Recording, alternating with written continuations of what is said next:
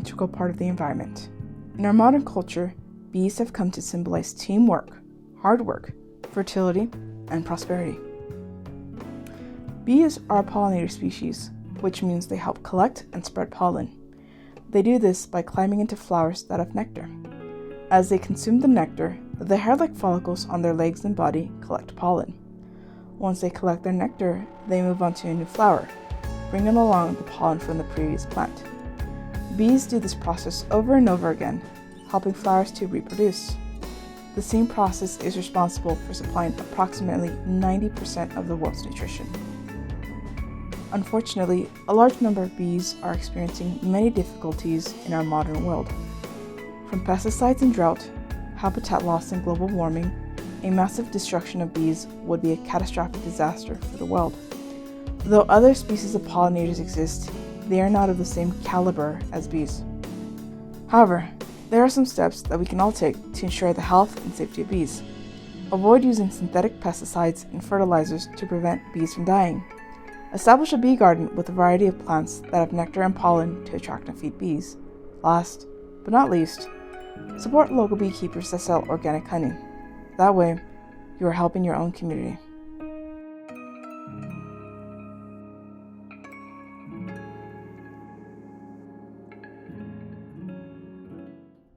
Hello everyone, and thank you for tuning in to Explore El Paso. I'm your host, Carmen Arriola, and today we are at the Bees Pastry Café, located at 12295 Pelicano Drive.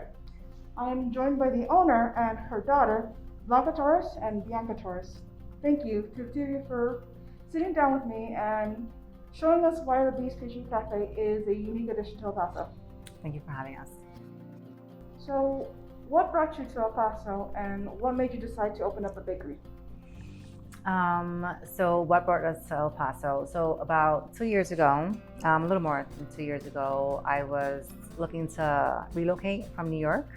I was shopping around on whether to move to Florida, back to Puerto Rico, and I connected with my cousin who lives here. She's military, and she had recently purchased a home here, and she connected me with her realtor.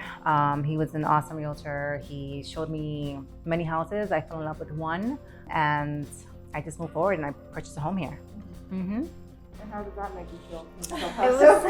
It was a big change for sure. It's like the opposite of New York, and Definitely. I think I miss New York still a little. But there's still some stuff here that you like not possible, Yeah. right? Mm-hmm. Like the schools here, they're nice. And what led me to open a bakery here. So opening up my own pastry cafe has always been a dream of mine. And I just think that being in a new city was the perfect opportunity to bring my dreams to life. So you two would consider yourself New Yorkers, correct? Yes. Yes. So can you please explain what a New Yorker is and how that influences your food? New Rican is obviously a Puerto Rican descent who lived or lives in New York City. And again, so our cafe is basically New Rican. We try to incorporate some of the good things that we find at our corner bodega. One of our good sellers is our New York style bacon, egg, and cheese. We wanted to bring diversity into a city that's predominantly Mexican descent. And we just thought it was a great idea to incorporate, New York style Puerto Rican dishes into our cafe menu. So what are some differences that you two have noticed between Puerto Rican food and Mexican food, and even some similarities? Puerto Rican food, I'd say it's less spicy, that's for sure. Definitely. I know most Puerto Ricans do like spicy, but for the most part, we use it on a hot sauce as opposed to cooking the actual food, with jalapenos and spicy. Puerto Ricans, we use something that's called sofrito.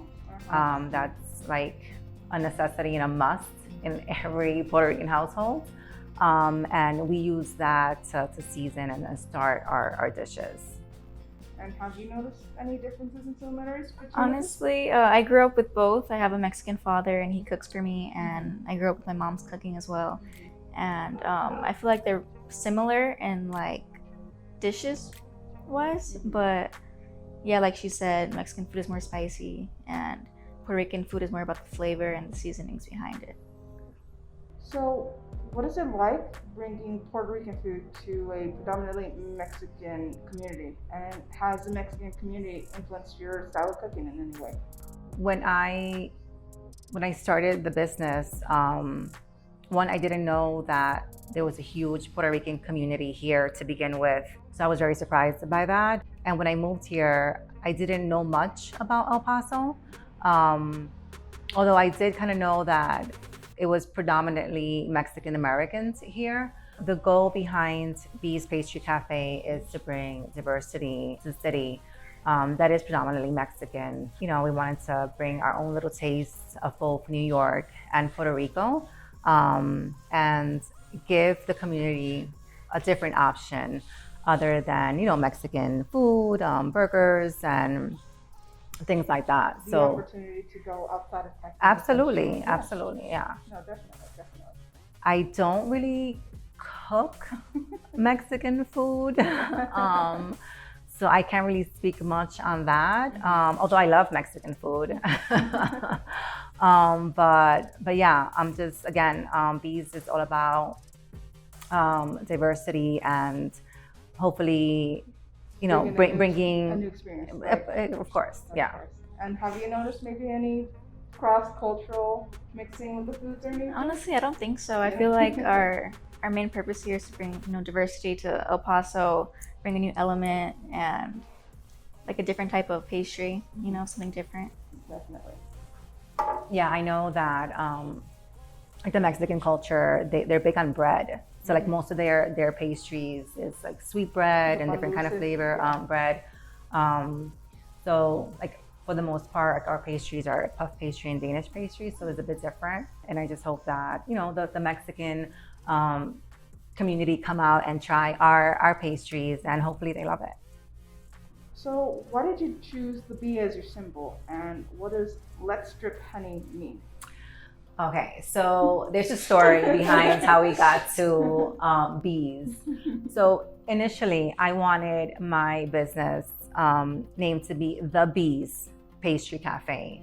And the reason for that is, like, my name is Blanca, my daughter is Bianca, my son's name is Brandon, and our dog, his name is Brixie. So we're all bees. So like my family, everyone calls us The Bees. However, when I introduced that name to our marketing team, they were in charge of our social media. And as you know, Instagram is all about hashtags. So the hashtag would have been the BS Pastry Cafe. So they were like, yeah, absolutely not. We're not having that. So we had to revamp. We brainstormed and we came up with the Bees Pastry Cafe. With B-E-E. Oh, yeah, exactly. Yes, got it. And in regards to Let's Drip Honey, so most of our pastries are dripped with honey.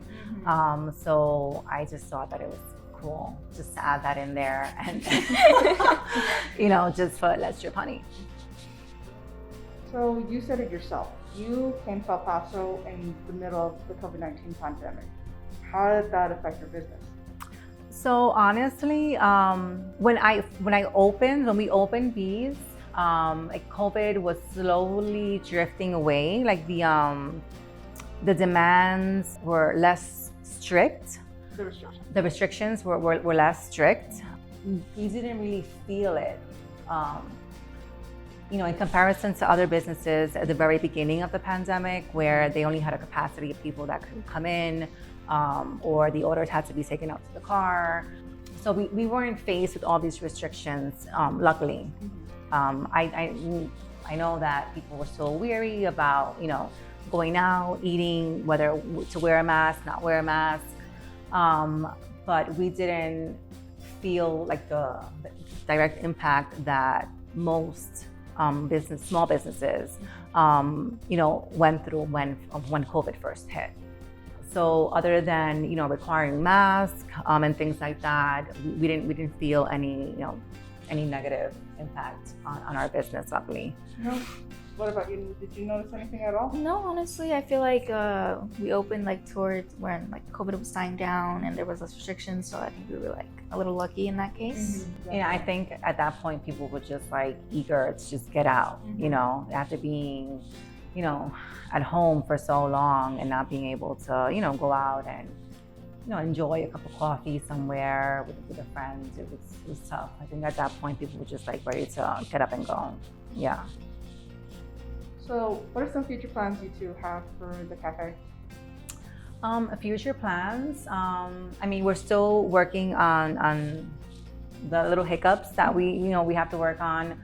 You know, we're 7 months in. We're relatively new. I think I would say introducing more pastries, introducing more dishes to our menu in the near future is definitely in the works. Mm-hmm. Do you have any ideas? Honestly, no. I think we're pretty good for now. Just revamping the menu, getting the word out there that we're here.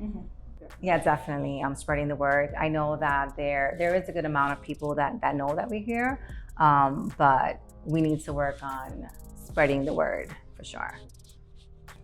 Any last statements that you two would like to share?